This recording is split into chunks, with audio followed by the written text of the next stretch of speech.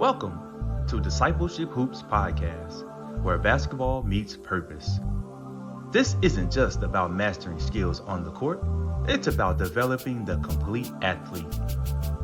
We're here to help young players grow stronger, smarter, and more skilled while deepening their character and strengthening their faith.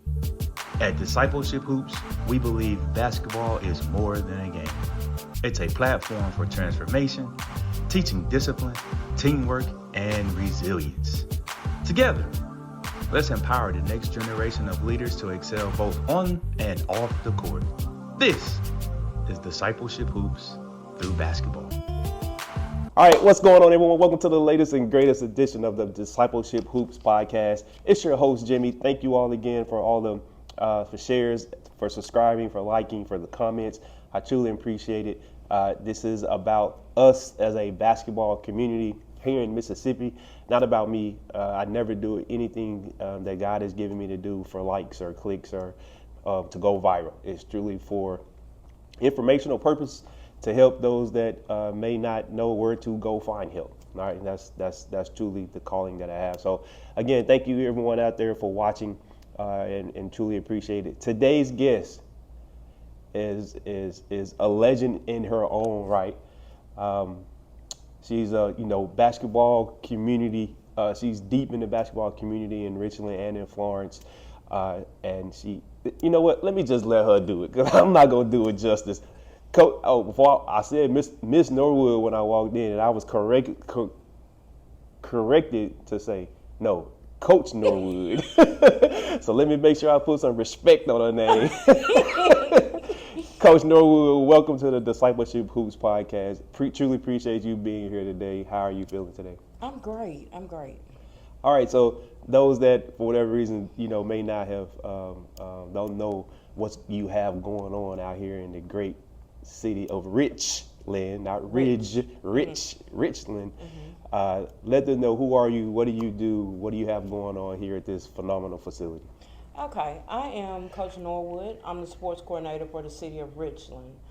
That involves coordinating all sports for the city, including youth sports, adult sports, going out and coming up with new ideas for the city, and catering to the city needs when it comes to sports and coming up with new ideas and things. I've been around sports a long time. I assistant coach basketball at Florence High School, and I love working with the community and working with the youth. Wait. You didn't know that? I know.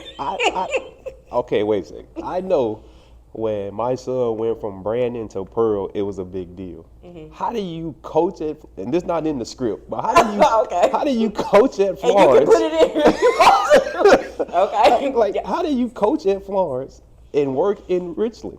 Wow. Okay. So I grew up in Florence. Okay. I graduated from Florence High School. Okay. I lived in Florence my whole life. My kids go to Florence. My daughter plays at Florence High School, and I coach there. Last year, I was presented with this job. I accepted the job, and it was tough. I'll say that it was tough. There was a lot of questions involved, but it was tough. It just takes balance. Yeah. Okay. It takes balance. All right, so I guess you can keep your Florence card then. Yeah. No, some people done took it. So with that being said, though, what inspired you to get involved in youth sports? I know you have a daughter, Maya, that plays at a very high level. Mm-hmm. So what, other than that, what involved you to get in? Why did you get involved with youth sports and community development at the same time? Well, youth sports has always been a major part of my life, even as a young child, not just physically, but just mentally. You can have kids that are playing a game that just wants to channel out of life, or channel out of the struggles of life. And I think sports, any sport, is just a channel for kids to just, step out and, do something where they don't have to think about, what's going to go on at home or what's going to go on here. They're just out there playing a game they love. Yep. And how have you seen that impact youth sports? Not just in your own household, but just in the community as a whole? Just with this year, seeing kids and seeing teams that kids are, you can take a young child or a shy child that's never played a sport in their life, that will go out there and play on a team and score a basket. You know, just that smile on that kid's face, it means everything in the world. And just having them involved in something and feel like they belong is, you know, it means everything in the world. Yeah, you know, and you know, one thing that hits me, like, you know, tugs on my heartstring. It's like, yeah, you want to see kids that try finally score, right? Right. You want to see kids that try, you know, that finally like do something on the court that's rewarding for them. But one of the biggest reward as just a coach and as a trainer is when the light bulb comes on in the moment. And seeing like that kid, me telling that kid, I believe in you, right? I know you can do it. That just keep trying harder, and it actually comes to. Right. And that light goes on in their eyes. Right. And that's like, for me, that's one of the most rewarding things. Then, you know, yeah, I want to see them score and do all those things, but when that light bulb goes off and that smile in their face, and their parents is like, you can see the holding back the tears from their parents. That is everything. That is it. That is it, right? Everything. And I think like that's a lot of the reasons why we do what we do. Right. It's just for that light bulb moment in the kid to go off. What are some of the challenges that you faced around here?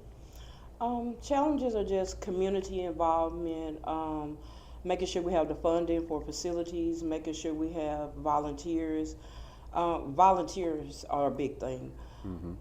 Just getting people that want to be involved and want to do it just for the art of doing it and not doing it for a purpose, you know. Just creating things in the community and getting community involvement. Yeah. Yeah. So I want to ask you. So you've been involved in basketball for a while. You know, just working. You know, following your daughter coming up to play, to coaching, to just having a facility where games are being played all the time. And so, on this Mississippi basketball scene, what's special about the culture of it? The culture of it is, I think our kids have something to prove. Mississippi is, I think we have a lot of kids that have a lot of grit. Yep. They want to prove to Mississippi, they want to prove to the nation that we are something that need to be looked at. Our kids have heart, and they just want to prove. They want to be proven to everyone. Yep. And so you have, I'll speak for you. You have your daughter is one of the top players in the state. So what's that journey been like for you, just watching her growth and development over the years? It's been a lot. It's definitely been a lot. Maya's such a hard worker. She works extremely hard, and this journey it's been amazing.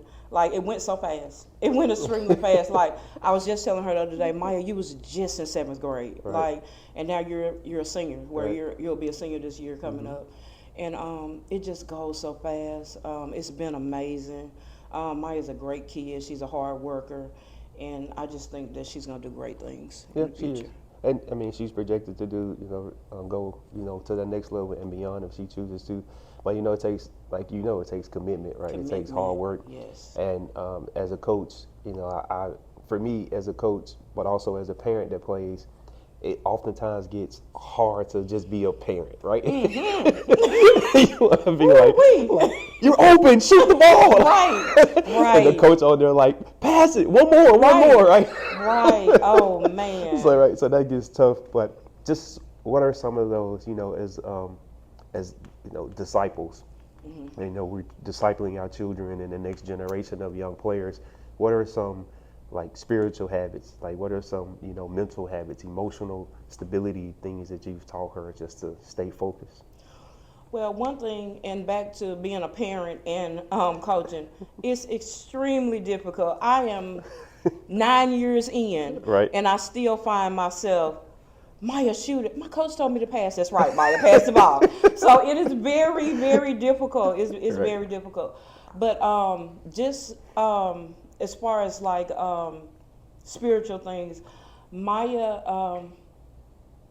like I said, she's a hard worker. We work on being humble. Yeah. Humility. Yep. I always tell Maya, I don't care how many awards you have, how many accolades you get, stay humble. treat everyone the same. Treat from your coaches to the referees to your trainers, treat everyone the same. That's something really big I instill in her a lot, because I want her to always stay humble. Yeah, that's right. And, I was talking to a girls coach, a high school girls coach, and we talked about identity and how difficult these kids today have to deal with face identity and who they are, and just all the social media comparison that, when we were coming up, like everybody in my neighborhood was broke. So it was nobody to compare it to, compare myself to, right? Because we were all the same. And he said that's one of the challenges that he deals with, is just keeping his girls like grounded, rooted in faith and belief that who God says they are. Right. And so I would imagine, like, what's your, as a coach, right? And not just as a parent, but as a coach as well. How do you balance that identity tug of war with your team and with your daughter? It's difficult. It's very difficult. It takes a very focused and strong person to separate the two. I try to instill in Maya, and also still learning myself, to just kind of just value what God gave you. You're not going to be like X. You're not going to be like O. You're going to be like Maya. So you have to just stay humble, stay grounded, and just work with those talents that God gave you. Yeah, that's true. So how do you, like, what's your when you talk amongst your coaches circle, what's a way that we as fans, as supporters, as a community can help grow girls basketball and girls sports in Mississippi? I think just being visible, getting the girls visible, getting them places where they can be seen, coaching development, teaching all coaches how to deal with young ladies, girls, and just, putting us out there so we can be seen just like the boys. Right. Yeah, that's good. And I think that's visibility is key. Opportunity and access is key, like you have right here with this facility. A lot of times I'd like to tell my kids that your parents give you opportunity. I'm going to give you access. The rest is up to you, right? You got to fill in. Yes. Fill in the rest of it. So you've done you are doing a great thing with this facility, and I see you posting all the time, all the different events that you have. Right. I tell Maya all the time, you have no excuse not to be great. You have a gym at Florence you can get into. Right. Your mother has a gym. You can shoot any day, every day. You have no excuse not to be great. Yeah, right, exactly. What are some of the things you have going on right now that you're working on here at Richland Parks and Recs? Right now, we are starting an adapted softball team. Okay. This is for people with all disabilities on all spectrums. It's something that I'm very proud of. Right now, this is the first time in the City of Richland that we've had this. We're getting it together right now. It will start in September. And just having those kids being involved and feel like they belong. It's so much at school that they're not able to participate in. And just for the city and the community to come together and have something for them to just, come out and play. We're not worried about the scoreboard. We're not worried about, who's winning, who's losing. We're worried about those smiles on those faces. Are you ready to take your child's game to the next level? You gotta check in with Discipleship Hoops. We offer individualized basketball training designed to help your young athletes not only master their craft on the court, but also to build discipline, confidence, and faith. Whether they need work improving their shot, sharpening their ball handling skills, or elevating their basketball IQ, we do it all in our tailored sessions that are designed to help your player grow not only as a player, but as a leader. Don't wait. Don't delay. Start your journey today.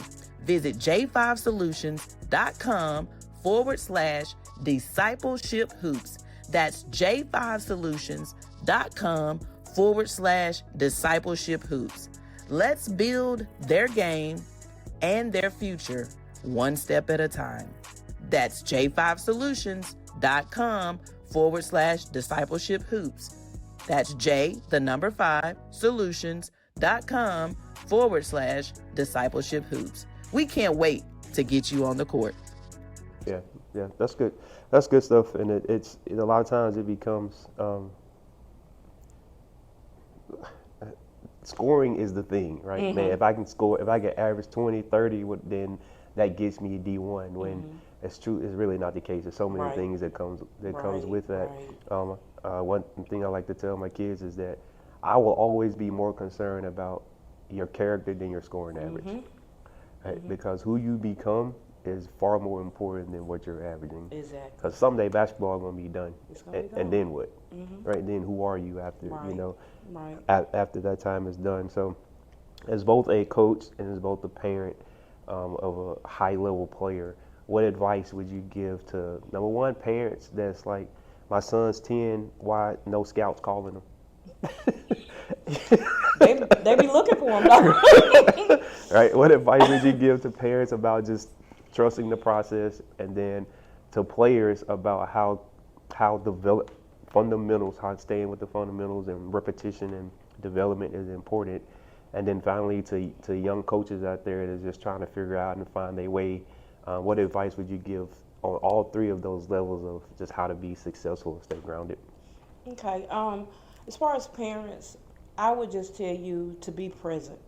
Like, just be there. Like, it doesn't matter if your kid's going to sit the bench the whole first half. Be there. Because whether you know it or not, when that kid gets in the game, their mind is on the game, but they're looking in the stands to see if mama's there, to see if daddy's there. Right. Be present. Be their biggest supporter. Encourage them. Try not to be the biggest critic, but just be their biggest supporter. Encourage them to work hard and be a great person. As far as players, then this is something I had to learn. Those offers are gonna come. If you're doing the work and you're doing what you need to do, they're gonna come. I'll go back to Maya starting out at 7th and 8th grade.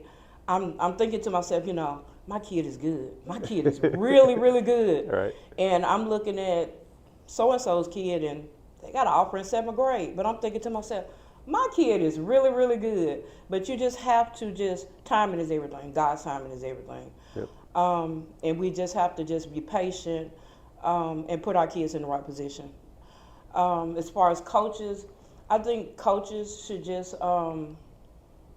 be skilled and we should offer more training for coaches to just, everyone knows basketball, everyone knows, their game, but just being skilled on how to work with young ladies and young men and mentorship is great. Yep, that's good. So what does discipleship look like for you when it comes to mentoring young youth? It looks like leading by example. Yep. Just going out and showing faith and discipline and heart and love to these kids. And all of these things just reach far beyond the scoreboard. Yeah. We want to win these games, but we also want to develop great young ladies and great young men and great people to be in our community and our society. Yep. Okay. Well, Coach, I truly appreciate your time. Thank you. I hope I didn't take too much of it. You did not. You did not. I can't let you get out of here without this last segment. Okay. All right. One question, one answer. Okay.